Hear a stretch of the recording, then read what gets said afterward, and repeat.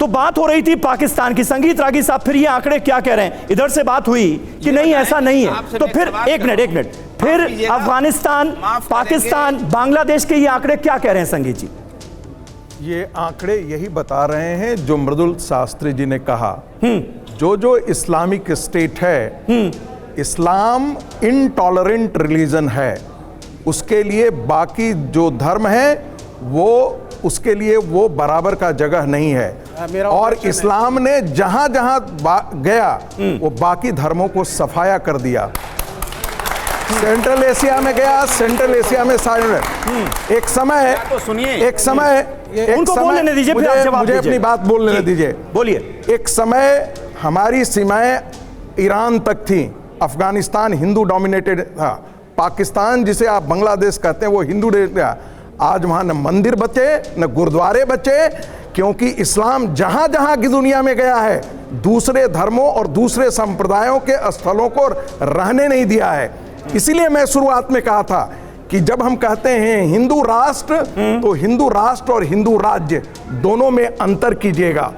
ये राष्ट्र हिंदू राज्य नहीं है, लेकिन ये राष्ट्र हिंदू राष्ट्र है। और यही कारण है कि जब शुरू में संविधान बना था तो रामायण से भगवान राम का दरबार उसमें था। बिल्कुल अर्जुन का रथ पे कुरुक्षेत्र का चित्र उसमें था। ठीक है, भगवान महावीर का था। लेकिन इन दुष्ट कांग्रेसियों ने और नेहरू के वंशजों ने इसे खत्म कर दिया।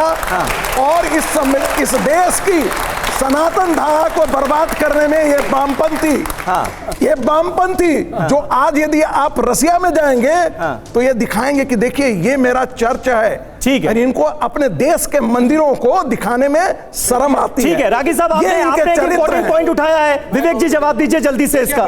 और एक बात और बता दूं आपके इस जनरेशन के लिए बता दूं, दुनिया के 54 इस्लामिक कंट्री है, कहीं भी इस्लाम के अंदर दूसरे धर्मों को समान अधिकार नहीं दिया गया। ठीक है, आपने अपनी बात कह दी। जगह भी दुनिया के अंदर सब इस्लामिक कंट्री में मुझे लगता है विवेक जी आपको रुकना चाहिए।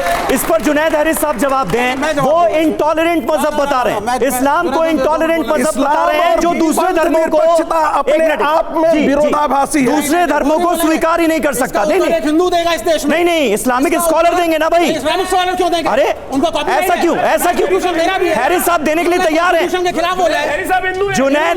जुनैद हैरिस साहब देने के लिए तैयार हैं जवाब। क्वेश्चन उठाना कॉन्स्टिट्यूशनल है। आधा सेकंड मुझे हो गया।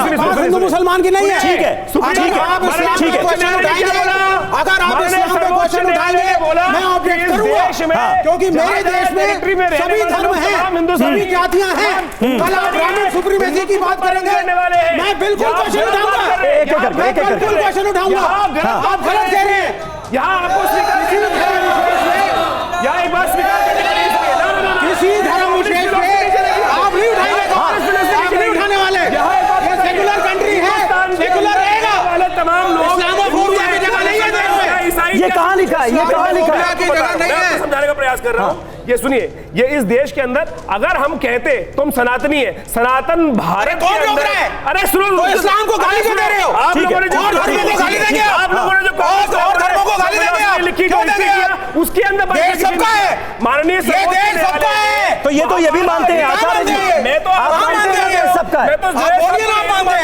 इस देश में रहने वाले सुप्रीम कोर्ट ने इस बात को कहा ना, आप यहाँ पे धर्म के आधार में लड़ाइयाँ ना करवाइए। हिंदुस्तान में रहने वाले सेक्युलर कंट्री सबका है, तो फर्क ही नहीं है। हिंदुस्तानी अलग है और हिंदू अलग है। ब्राह्मणिकल सुप्रीमेसी, हम हिंदुस्तानी है लेकिन हिंदू नहीं है। देखिए नहीं सुने बिल्कुल नहीं। आप किसी धर्म विशेष पे टिप्पणी नहीं करेंगे। पंथ निरपेक्ष बात as a secular communist and an Indian citizen मैं ऑब्जेक्ट करूंगा।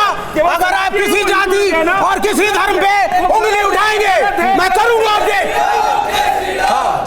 ठीक है बैठ जाइए अब अपनी सीट पर बैठ जाइए, अपनी सीट पर बैठ जाइए। सिडनी में बम कौन कम्युनिटी फोड़ता है? लंदन में बम कौन फोड़ता है? 64,000 बम फोड़ता है।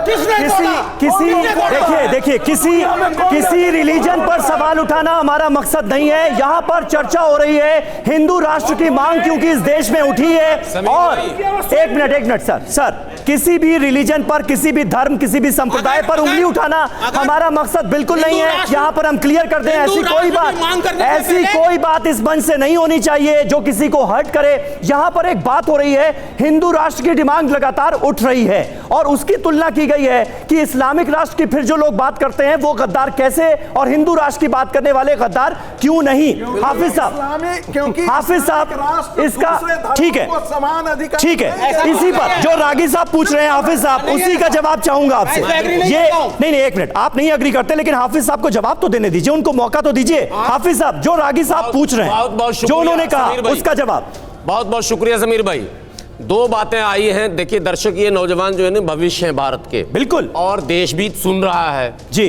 प्रोफेसर संगीत रांगी जी ने दो प्रश्न जो है बड़े महत्वपूर्ण उठाए। एक ये कि जिन जिन देशों में इस्लाम है वहाँ दूसरे धर्म के साथ न तो वो एडजस्ट कर पाते हैं, न उस धर्म को पनपने देते हैं, न सेकुलरिज्म वहाँ है। तो पहली बात, इंडोनेशिया, मलेशिया, बांग्लादेश जैसे दसियों ऐसे देश हैं जहां 90%। अब आ रहा, अब बोलने दीजिए सर, बोलिए अब आप बोलने दीजिए। सामने है, हाँ, वो उन्होंने भी देखा जी, बोलने नहीं देंगे। बोलिए, कंप्लीट करें जल्दी से। डेटा भी दे रहा हूं, यही तो मुसीबत है। हाँ, कंप्लीट करने दीजिए, बोलिए। तो जहां पूरा डेटा उठाकर इंडोनेशिया, मलेशिया का देख लेंगे, पता चल जाएगा कि इससे ज्यादा लिबरल विश्व के धरती पर कहीं मुसलमान नहीं मिलेगा। एक बात, और इस्लाम को भी फॉलो करते हैं 100%। अब एक बात बांग्लादेश और पाकिस्तान को लेकर, आप गए थाईलैंड, आप गए इंडोनेशिया, अब बोलने ही नहीं देंगे। इंडोनेशिया गए हैं, आप गए हैं, आप पाकिस्तान गए हैं, पाकिस्तान गए हैं, पाकिस्तान के